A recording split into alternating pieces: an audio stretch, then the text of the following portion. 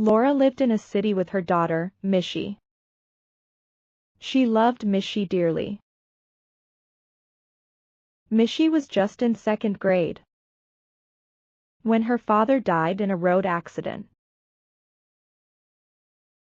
She cried a lot, but Laura hugged her. Don't worry, my love. I will always be with you. She started working in an office to take care of Mishi. Years passed, and when Mishi reached fourth grade, Laura found a better job. Her new boss, Daniel, was kind to her. One day, he proposed. Laura sat with Mishi.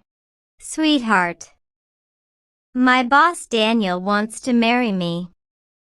What do you think? Mishi met Daniel. He was friendly and brought her gifts. You are such a cute girl, Mishi. Daniel said with a smile.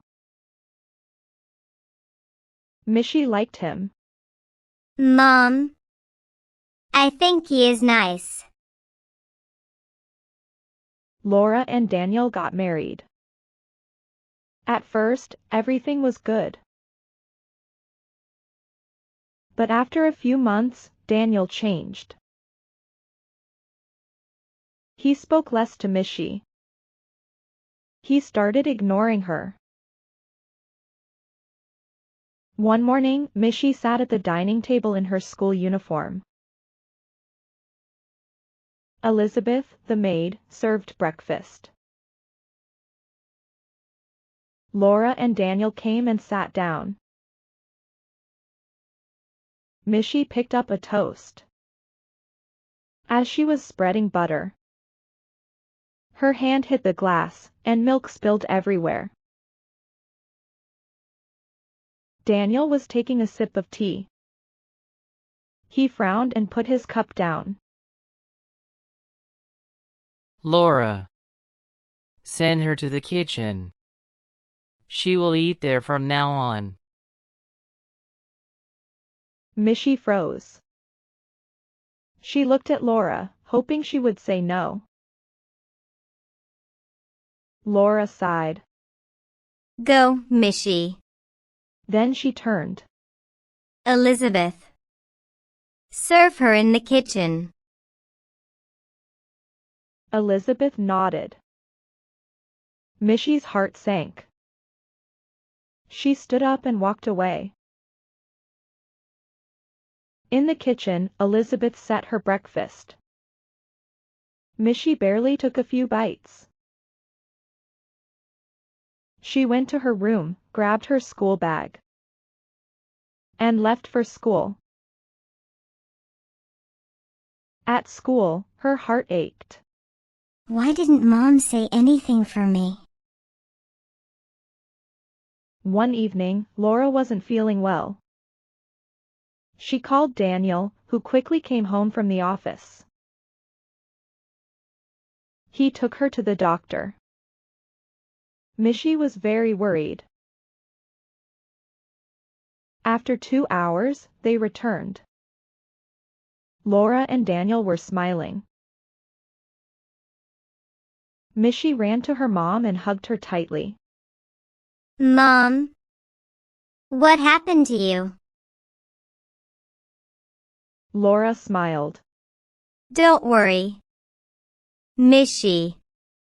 You are going to be a big sister. Mishi jumped up with joy. Really? Oh, I'm so happy. Daniel sat Laura on the sofa and called Elizabeth. Elizabeth, go bring fresh fruits. And also a glass of milk, he said.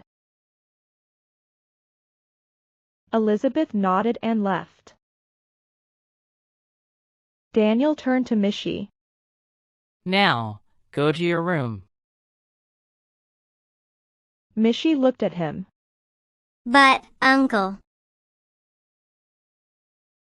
Daniel's voice grew firm. Didn't you hear? Go! Mishy looked at Laura. But she didn't meet her eyes. Her shoulders slumped. Slowly, she turned and went to her room. She fell onto her bed. And tears started flowing down her cheeks. Uncle was never like this before. One night, Mishy woke up feeling thirsty. She looked at her bedside table, but noticed Elizabeth hadn't placed the water jug. So, she got out of bed and went to the kitchen. After drinking the water, she was going to her room, when she heard Uncle Daniel's voice from their room. Mishy is an outsider in our family. Laura, please. Keep her away from us. Mishy's steps grew heavier, and she slowly walked to her room. Why am I not part of this family? She thought. Tears filled her eyes. Months passed, and Laura gave birth to a baby boy. Daniel was so happy. Mishy was happy too. After 2 days, Laura returned home with the baby, Mike. But Daniel didn't allow her to take the baby in her hands. Mishy often saw Mike from a distance and wanted to hold him but couldn't. Daniel refused to pay Mishy's school fee, so Laura admitted her to a charity school. Mishy started going to her new school. One day before Christmas, in the evening, Laura gave her a dress. Mishy was very happy. At least Mom didn't forget me. She thought. On Christmas Day, Mishy wore the dress and came out. Merry Christmas, Mom! Merry Christmas, Uncle! But Daniel went straight to his room, ignoring her. Laura quickly followed him. Mishy stepped closer and overheard. You bought her a dress? Daniel asked. Yes, dear. But it was with charity money. Laura replied. Mishy froze, her heart sinking. She ran to her room, her eyes filling with tears. Mom, it's not expensive, but I loved it because I thought it was from you. She whispered, wiping her cheeks. The next day, in the kitchen, after barely eating, Mishy grabbed her school bag. She came into the dining room and said, Mom, I'm going.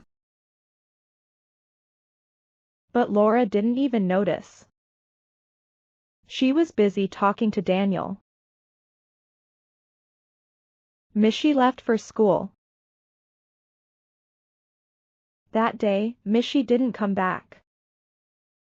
Worried, Laura called Daniel.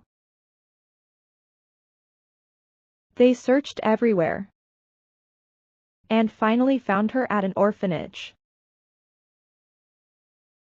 Inside, the warden spoke to them for a while, then called Mishy. She stepped into the office.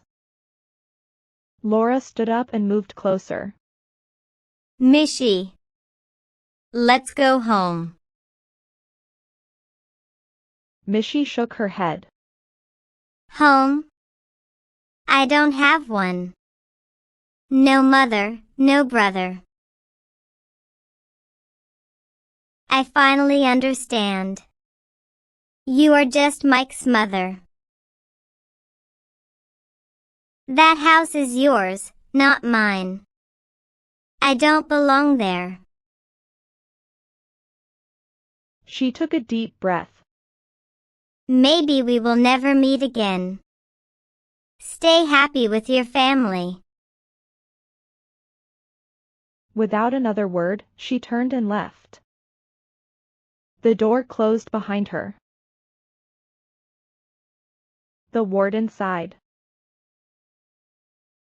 Laura and Daniel stood silent. They knew now. No one would come between their family again.